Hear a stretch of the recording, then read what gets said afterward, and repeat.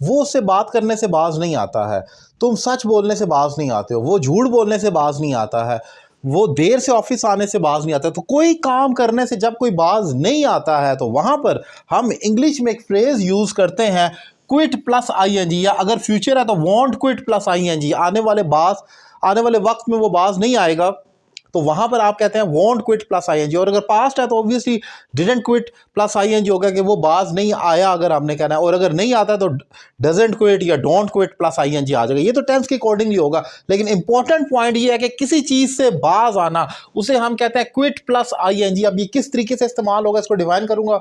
अगर आपको मेरे पढ़ाने का तरीका पसंद आए तो आप मुझसे ऑनलाइन इंग्लिश लैंग्वेज कोर्स भी कर सकते हैं, एक रीजनेबल फी पे कर पाकिस्तान में या पाकिस्तान से बाहर किसी भी जगह से। टॉपिक बहुत इंपॉर्टेंट है जिसको मैं डिफाइन कर रहा हूँ, एग्जाम्पल से सीखते हैं। जैसे तुम मोबाइल इस्तेमाल करने से बाज नहीं आओगे, यानी कि मैं एक वार्निंग दे रहा हूँ, लेकिन मैं समझ रहा हूँ कि वो शख्स जो है वो बाज नहीं आएगा, ऐसा नहीं लग रहा कि बज़ाहिर वो बाज आएगा। तो मैं कह रहा हूँ you want quit using mobile, यानी कि वॉन्ट ये विल नॉट की शॉर्ट फॉर्म है। You want quit using mobile, यानी कि तुम मोबाइल इस्तेमाल करना नहीं छोड़ोगे। क्विट का लफ्जी मतलब होता है तर्क करना, छोड़ देना। तो यहां पर लेकिन उसका मतलब हो जाएगा you want quit using mobile, तुम मोबाइल इस्तेमाल करना नहीं छोड़ोगे, यानी कि तुम बाज नहीं आओगे मोबाइल इस्तेमाल करने से। एक और एग्जांपल देखें, अगर पास्ट में हो जाता है तो कोई मसला नहीं, हम उसके अकॉर्डिंगली टेंस को अपने चेंज कर लेंगे। जैसे वो इससे बात करने से बाज नहीं आई, यानी कि हम ऐसे कह लेते हैं वो उस लड़के से, यानी कि लड़के की बात हो रही है, वो उससे बात करने से बाज नहीं आई, यानी कि वो नहीं रुकी इस चीज से।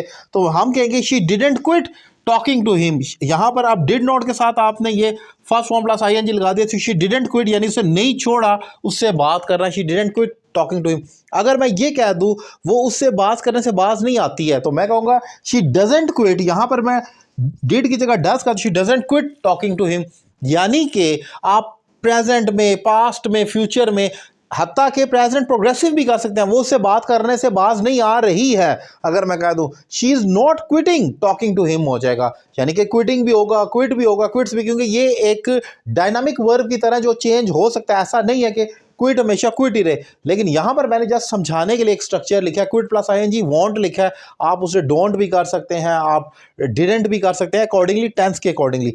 तो ये एक इंपॉर्टेंट टॉपिक था। जब आपने कहना होगा कोई शख्स या कोई चीज किसी चीज से बाज नहीं आती है, तो वहां पर आपने ये स्ट्रक्चर यूज करना होगा। एक एग्जांपल आपके लिए छोड़कर जा रहा हूं, वो देर से आने से बाज नहीं आएगा, वो देर से ऑफिस आने से बाज नहीं आएगा। इसकी क्या इंग्लिश होगी कमेंट बॉक्स में लिखें, और ऑनलाइन क्लासेस के लिए मेरा नंबर आपके सामने स्क्रीन पर मौजूद है। Thank you very much.